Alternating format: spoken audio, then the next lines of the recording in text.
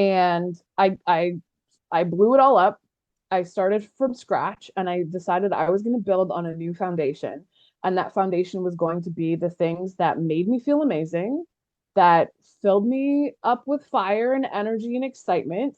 And if it wasn't a hell yes, it was a hell no, and it wasn't happening in my life. And so that's what I did.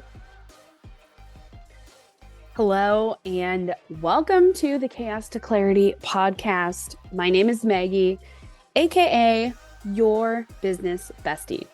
I teach female coaches, speakers, and course creators to release procrastination and perfection so that they can get more done, book more clients, and have the time freedom that all entrepreneurs crave.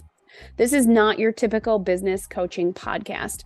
We're talking about business, life, probably some wooey magic, and probably some singing or referencing song lyrics along the way. So if you're into business building, making more money, and getting a little bit of a mindset shift along with having a good laugh, you're definitely in the right place. I've grown 3 businesses from $0 to consistent 4 and 5 figure months over the last 15 plus years. And now I'm helping you do the same thing. It didn't happen overnight, and it certainly didn't happen without the help of others. They say it takes a village to raise children, and I believe it takes a village to grow a business as well. So in this podcast, you'll find people who help you grow your village, cheer you on, as well as holding you accountable. I'm so excited you're here, and I can't wait for you to listen to each episode. Let's dive in. All right. Hello, everyone. Welcome back to the Chaos to Clarity program. Welcome back to the Chaos to Clarity podcast. My name is Maggie, and today I have Jennifer with me. So Jennifer, if you could tell everyone who you are, what you do, and who you serve, that would be great. Awesome. Well, hey everyone, I'm Jennifer Jayne. I'm so glad to be here. Who I am? Well, I'm a lot of things. We're going to start with manifesting generator because this is what we were chit-chatting about before we started recording. But I'm a manifesting generator who loves following her passion and honoring the energy that those things bring to me. I'm a success coach, and I really spend a lot of time with my clients, helping them understand that they get to create their vision of success based on their own terms, and spending the time to redefine not only what success looks like in their life, but also how it shows up, what it feels like, and where that creates ripple effects of impact, both for themselves, their family, their clients, everyone around them, on all of those relationships. But right now, that's all happening. It exists. It's a thing. But I'm following this passion I have to really create a platform for entrepreneurs who are in business and want to share their unique magic, to be able to share that in long form content. So blog posts or articles. I've created a platform that's really by entrepreneurs for entrepreneurs. It's called the Fempreneur Collective. And we just launched, and I'm having the most fun with it. And I get to meet really amazing, interesting women and hear their stories and help them publish that and put it out into the world. And it's feeding the creative itch that I've had inside of my soul for the last year in a way that's pretty fabulous and is making me just like over the moon excited about where life is taking me and the projects that I'm working on. That's so cool. I love that so much. I think just as we get older, I think we just get these just amazing ideas, right? Because we have to live through some of that life in order to get to a point where it's like, you know what? I wish I had this thing, and I'm going to go and create it because I can, right? Like, I think that's so cool. So awesome. Yeah. It's, I mean, that's one of the things about being an entrepreneur that makes all of the effort and the learning and the processing and the healing and all of that worthwhile, is where we get the opportunity to really create whatever magic we want in our lives. And for me, there's always been a trace of the written word and storytelling. I got my start in kind of blogging, like way back in 2010-ish, 2009. I had like one of those like web blogs on Blogger, like way back in, that I would like do random journal entries essentially. But I started taking it serious in 2011, and I started like a crafty DIY lifestyle blog, and that turned into a VA. I did VA work, which turned into like an agency and social media management. I was like, I'm a manager before that was a term, social media manager. Uh-huh. And that led me to like killing six figures and retiring my ex-husband. But along the way, the work that I was doing to like hit those milestones was causing me to question everything. And I started learning about manifestation. And then I manifested a divorce for myself. So that was fun. But what happened was I was doing the work on me. And the more work I was doing on me, the less he was interested in anything that I was trying to accomplish. And our paths were very clearly diverging. There was some toxicity and some narcissistic abuse stuff going on in there too, but we won't go. That's not today's story. But it caused me to realize that like I get to go after what I want and I can choose, right? Like the boiled down to a choice where I could accept that that was the reality that I had and that was as good as it was going to get. And I could be happy and find my contentment inside of that. Or I could do the hard thing, which nobody ever really wants to do, but sometimes we have to do to survive. And that's really the point I had come to. And I left my ex and I moved out of Texas and came back home to Canada and started from scratch. And I've been on this journey of, still serving people as a service provider with some social media management and stuff like that, because that pays the bills, which we all need. But really focusing on what do I want to do? Who do I want to be? What do I want to be known for? And how do I want to create that life for myself? And, for me, six figures was fun. It was nice. I liked having money. I mean, who doesn't want to have money? But at the end of the day, it didn't make me feel any better about my life. It didn't bring the peace and the freedom that I was desiring. If anything, I was like addicted to that hustle. Right. Which was part of the reason why my relationship was suffering, was because it just became a cycle of me working 18-hour days to survive, and it just fed into itself.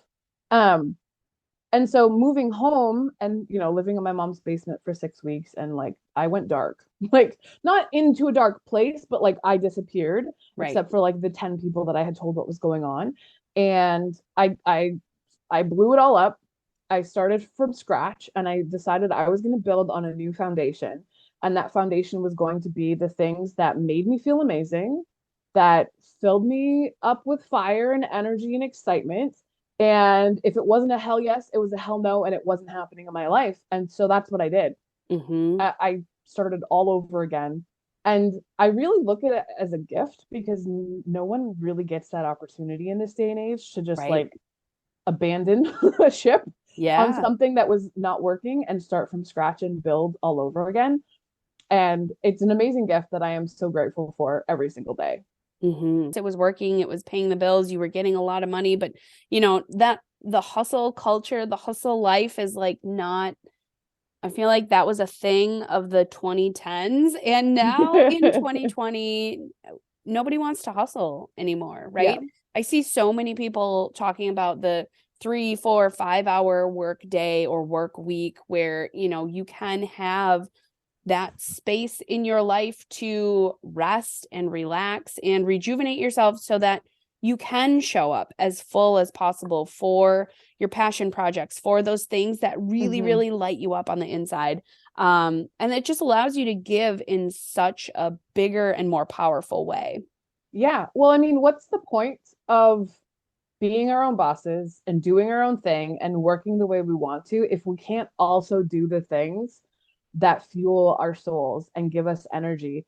There's been a shift in the conversations I've been having over the last year, and it's really about, yes, we're entrepreneurs, and yes, we work hard and we do amazing things and we accomplish a lot and our levels are high, but we're also human. We're people. Right. And we get to honor our humanity inside of the work that we're creating. And so I started having this conversation with intent with people about how do you do that for yourself? Like, how do you factor in what makes you tick as a person into how you run your business, how you show up on the daily? Like, it doesn't have to be you get up at 6 a.m. and do yoga. I get up at 6 a.m. and I do yoga, but it doesn't have to be that. Like, you get to decide what that version of your life looks like, and then you get to abandon everything that isn't that. And that's exactly how you should be living your life.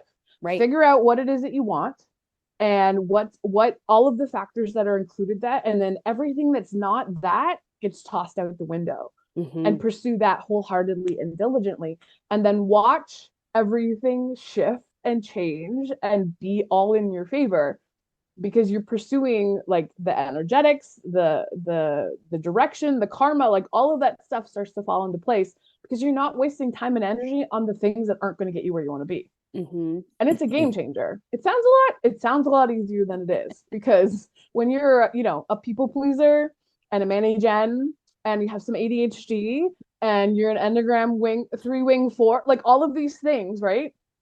All of these things factor operate in the world. And the people pleasing thing is probably the toughest, because I want to say yes and do the things that everybody wants me to do, blah, blah, blah. And yet saying no is the most powerful thing. Yeah. It's the most powerful thing. It is. It is. And it really sets you up for boundaries, right? And I think that is something that I feel like in the conversations that I've had in the last month, a lot of people are talking about boundaries and how do I draw boundaries and not feel bad about that, right? And I think, I've had a number of people say to me, wow, you're so good with your boundaries on coaching calls, right? Like when the time is up, you are, like you're going to say, all right, 10 minutes left. Okay, I have to go in 10 minutes. I like, and you honor that. And I'm like, well, yeah, why don't you? Right? Like I honor it because I know I have other things going on. I know the people that I'm talking with probably have other things. So yes, that is the container I have built for that. And then I honor that. And I think being able to pass that on to other entrepreneurs, to say that, yeah, it's okay. If this is your boundary, and stick to it. And allow yourself to not feel bad for that. And like that, the people pleasing and the guilt, right? With those two things are definitely something that I struggled with for a long, long time, where it was like, oh my gosh, what if they get mad that I'm going to end this, but I have this other thing and I literally have to go. I got really good at it when I was a yoga teacher, and I would have to teach classes and the class would end and someone would on a chat, and I'm like, no, I have another class starting in 15 minutes. I got to clean up. I'm sorry. You have to go so that the other students can come in. So I got really good at it there. And I feel like I've taken that with me and, infuse that into my own coaching, into the programs that, I have opted into programs that I lead, and just, really allowed that to permeate into other people, and to be okay for people to say, okay, I'm going to make this boundary and I'm going to stand in that decision. I think that's really awesome. It is really awesome. And what people don't realize is that setting boundaries and holding those boundaries is self-care. It's self-care. And it's probably one of the highest forms of self-care that we don't recognize, because, self-care has become commercialized, and it's bubble baths and bath bombs and getting your nails done and taking yourself out for a latte. I do all these things. I love them. They make my physical body feel great and me feel confident. But where that higher level of self-care impacts everything else is when you hold those boundaries, because you're not only holding those boundaries for the people that need them and need those containers, you are also setting yourself up to serve the next person in the proper manner. Because and there's a concept that I learned as a kid. I grew up super religious, borderline culty.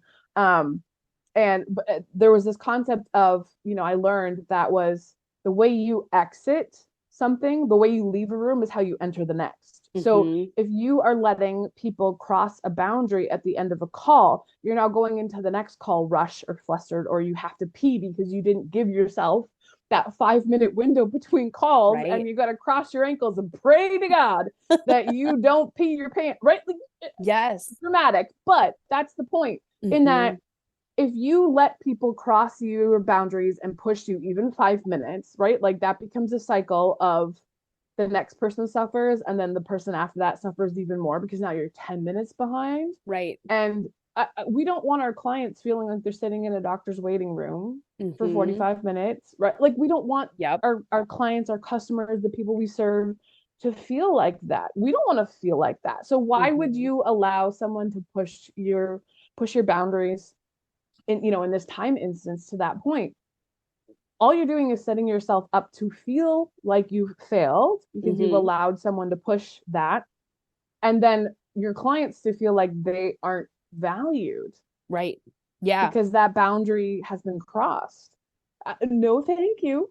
No, thank you.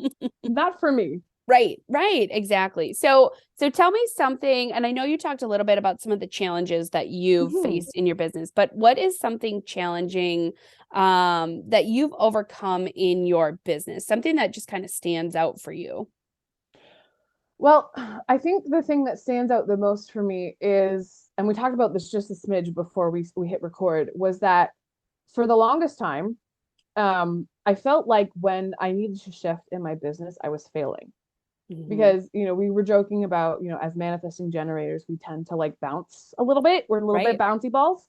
We like to try new things. We like to do things that are lighting us up and we follow our energy. I felt guilty. I felt like I was Mhm. wrong. I felt like I was a failure. I felt like I was letting people down for losing interest and passion in things. So I've had to realize that it has a lot to do with who I am and how I function. And I've learned that the relationships in my life, so my romantic relationships, my family relationships, my business and friendship relationships, if they can't allow me to move and shift and flow, then they're not meant to be in my life for very long.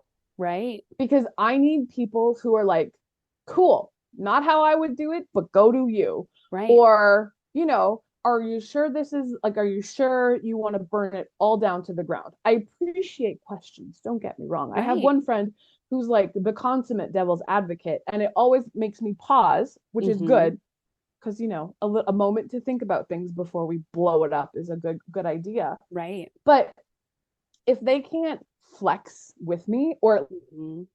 stand back enough to let me flex on my own and try new things and fail, but not really fail. Because I don't look at any of my business endeavors or courses that I've put out that I didn't sell any of, or programs I created that I didn't get, you know, all of those things, they aren't failures to me. They're learning Right. opportunities. Yeah, And absolutely. there's this inherent resilience that comes with manifesting generators that allows us to be bouncy balls. Like we, you know, you can toss us against the wall as hard as you want, but we're going to bounce back bigger and better. And like there's more to it. Right. And that's really allowed me to get out of chaos, those tough situations, you Mhm. know, relationship connections, business partnerships that weren't serving me, and be like, you know what? This isn't for me anymore. But Mhm. learning to be okay with that and not letting that people pleasing guilt failure thing take over my brain has been one of my toughest challenges. Yeah. Yeah. And I definitely don't think you're alone. I mean, I can definitely think of so many times where I've had people say to me, you're really kind of doing a lot. Are you sure you're not burnt out? And Mm-hmm. like suggesting that I rest, even though sometimes rest is my rest does not look like someone else's Mm-hmm. rest, right? Like we all, it's all individual. And, you know, like for me, resting sometimes is cleaning the house or, you know, like cooking a meal, like being busy and just Mm-hmm. not thinking about my work or my coaching clients or whatever program I think I want to put out next, right? Yeah. And that to someone who is not a manifesting generator is definitely perceived as like the hustle or the Mm-hmm. busybody and like Mm-hmm. don't wear the busy badge of honor. And I'm like, I'm not. This is rest for me, right? This is how I relax. And, you know, like so I think it's very life-giving when you can allow yourself to be like, yep, I'm making these choices. And this is what's good for me. And also, like you said, to have those people in your corner who are like, yeah, cool. All right, what do you need from me? Do you need Mm-hmm. me to just like listen to you? Like, do you want support? Do you want this? Do you want that? Um, you know, I think that is very important, especially as manifesting generators, because I'm just like you, and I have got about 1,000,000 ideas for 100 different things and 20 ways to get there. And I want to find the quickest way to get there right now and, like move on to the next thing because it's exciting. Yes. And don't forget the like 500.coms that go with those 1,000 ideas. Because oh my gosh. yeah. Yeah, for sure. Like right along with you there. And it's so important to, as you're growing your business, you're growing your village, your people, like understand who's supporting you, and that it's okay if some people come in and some people go. Like that is the ebb and flow of life, really. So there's a reason people show up in certain seasons, and I'm always looking for, I don't get me wrong, I love people, and there's not like an ulterior motive in this, but when people exit, because I've had a couple of friendships that ended in a way that didn't feel good, right? So I had to take a step back and be like, okay, what's the lesson here? Yep. One of the things I've learned is you're allowed to ask for what you need in relationships. And also, I think that is like the number one lesson. And the number two lesson is, if I'm putting more energy and effort on my side than you're putting from your side, like there needs to be some mutual reciprocation, whether it's a partnership, a romantic relationship, a friendship. Like if it's not 50-50 and one person is carrying most of the weight of the touching base or the connecting or the whatever, it's not healthy and it's not fair. But going back to asking, as a manifesting generator, especially in the last couple of years, I've learned to my friends to be like, okay, I'm not actually asking your opinion on this one because I've already made up my mind, but I need to just talk it through. Like I was talking with one of my good friends the other day about a destination wedding that I've been invited to. And I'm like, I'm pretty sure I already know what I want to do. Like the idea has already formed, but like, let's just have this conversation. Right. Or when, I'm like, new business idea. This is not for you to talk me out of. This is for you to ask me strategic questions so I make sure I'm not missing anything important. And I preface my conversations now with what I actually am looking for, as opposed to having a conversation that makes me feel icky because they're leaning into their strength or their wisdom or their experience, and I'm not actually getting out of the conversation what I was hoping for because I wasn't clear in what I needed out of the conversation. Right. So setting those expectations, asking what you need from the beginning, and just being like transparent and being like, listen, another cool idea. Tell me honestly, is this one that needs to go in the pile of cool ideas with the .com that I've got in the little notebook? Or should I be activating this and pursuing this and moving forward on this? Yeah, for sure. And that actually goes really nicely into my next question for you. And that is, what is one piece of advice that you would tell your younger self? Don't move to Texas. It's hot in Texas. Listen, I grew up in Canada. There was a reason I fell in love with a cowboy in Texas. Okay. There were reasons. Weather being one of them. Yeah. Winter in Canada hurts me in ways that just, it's not possible to just. I mean, I'm in Wisconsin, so I hear you. My bones. It hurts inside my bones. It's a whole thing. But from a practical standpoint, I think there was a lot of times where I stuck with things because I thought I had to. Because I thought it was the right thing to do. Because everyone else was telling me to stick with it. And that mental game of sticking with things because you have to get 2 years experience in a job before you go to the next job at a minimum, right? Like you have to make it 12 months before you can even consider looking for something else. Right.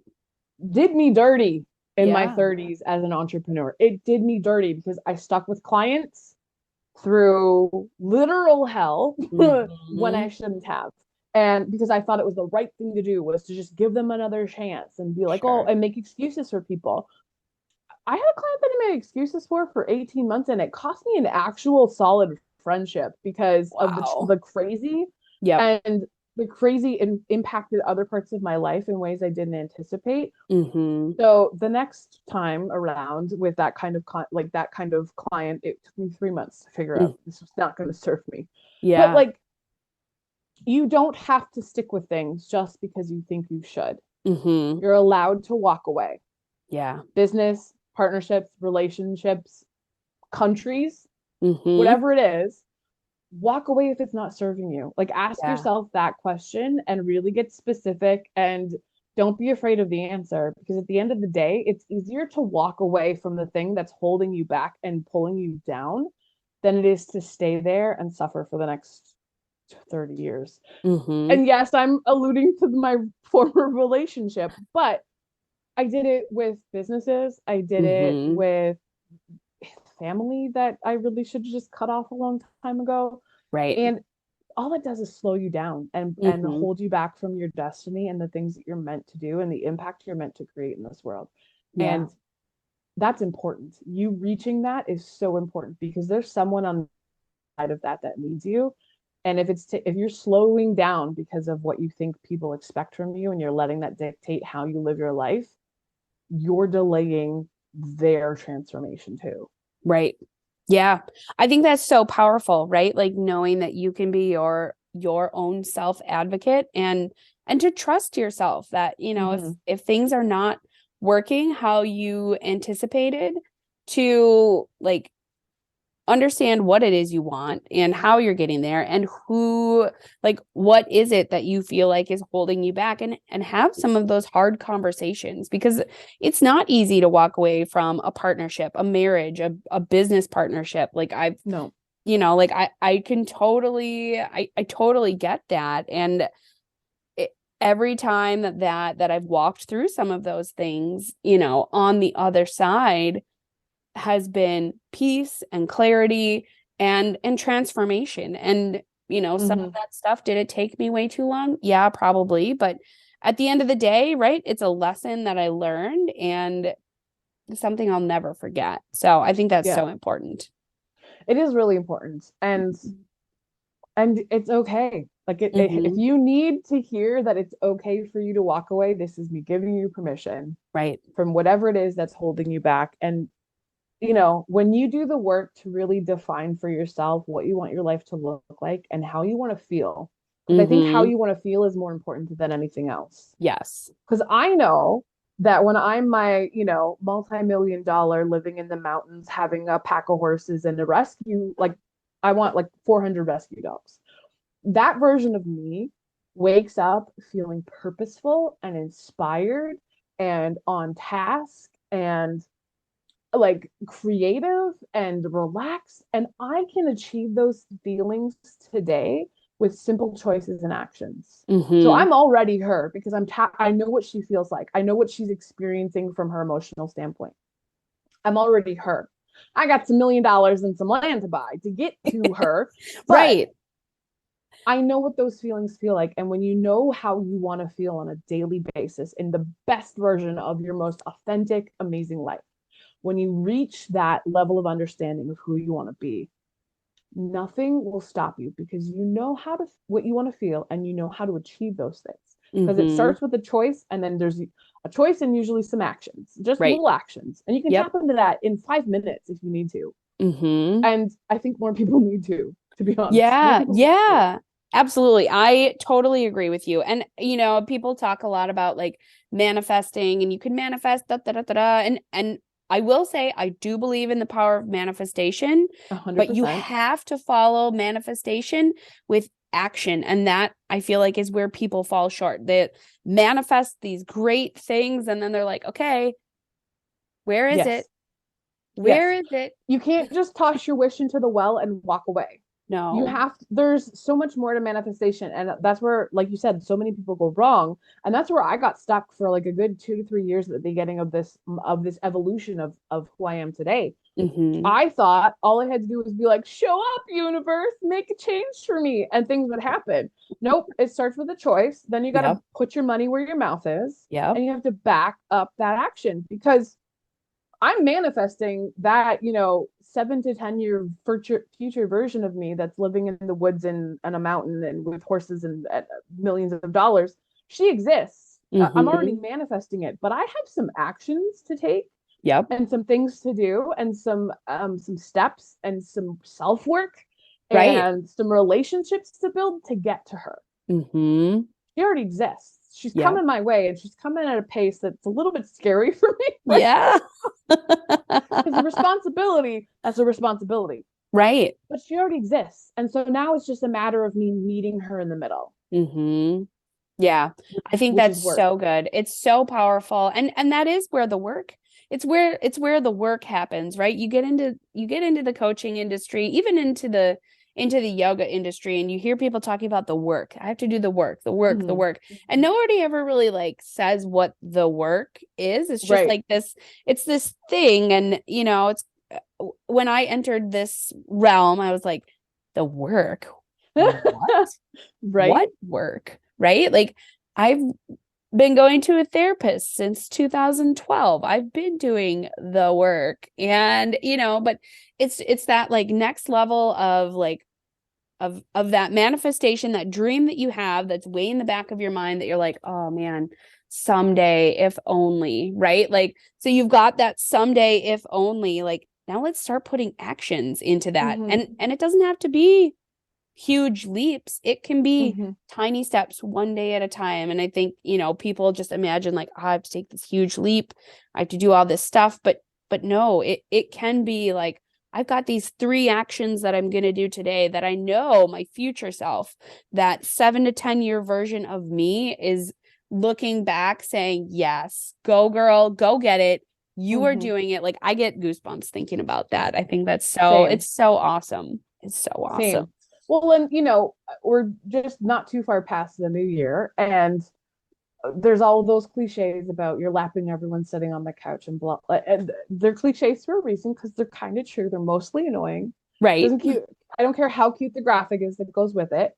We've all heard them before, but there's truth in that. And when you can see the truth inside of the cliches and recognize them from what they are, you are lapping everyone that's sitting on the couch right now. If you're taking action to live your best life and you figured out what that is and you're taking steps, even if they're millimeters at a time, you are already ahead of where you want to be.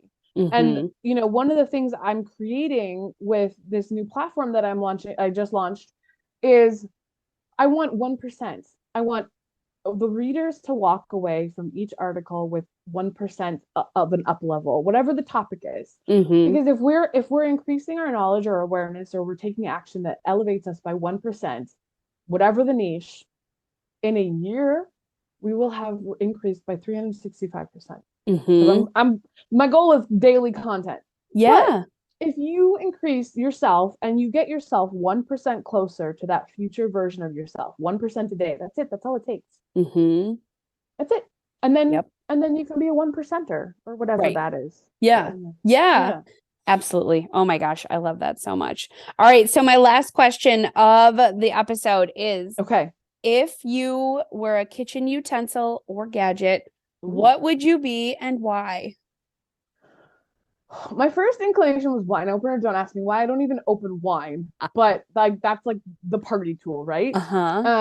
But I think honestly, I'd probably be a spatula because there's a lot of good uses for a spatula. Yeah. You can flip things. You can snack people a little bit. Mix some good foods up. And my favorite of all is cookie dough. So, we're mixing that cookie dough and you got to use a spatula to get the good goodie from the side. So I would be a spatula. That's awesome. That's so awesome. I love that so much. All right, Jennifer, where can everyone connect with you? I will have it all in the show notes, but go ahead and just tell them right now. So I am on Instagram as the Jennifer Jayne. Jayne has a Y in it. So, get that right if you actually want to find me. And then I'm on Instagram for the Fempreneur Collective as fempreneurial.co. Okay. On Instagram. And fempreneurco, no .com. Okay. Is where the platform is, where we're creating amazing content that's by women in business for women in business. Awesome. Well, thank you so much for being on the show today. I'm so excited for everyone to hear all about all of our conversation today. Me too.